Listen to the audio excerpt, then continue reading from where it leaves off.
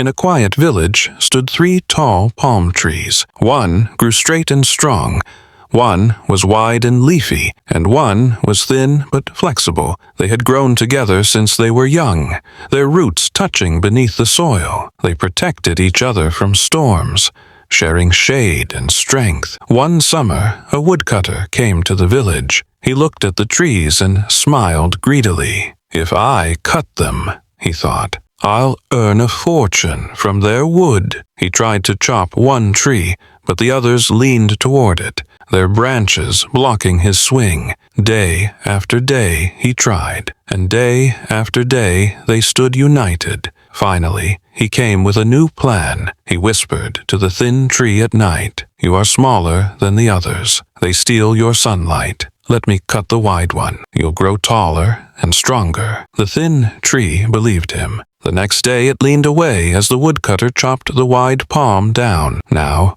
only 2 trees remained. Again, the woodcutter returned. "You see?"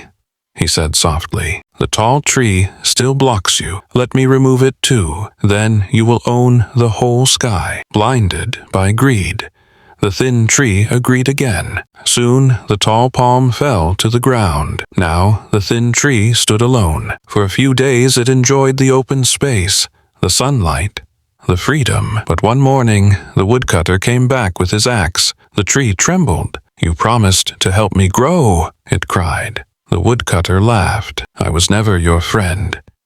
I only needed you alone." And with one final swing, he cut the last tree to the ground.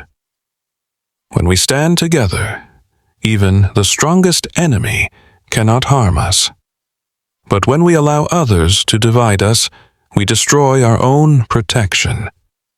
This is true for friendships, communities, and most importantly, for families, because once unity breaks, even small dangers become powerful. So hold your people close, protect your bond, and never let anyone separate you with sweet words. If you believe unity is strength, type UNITY in the comments.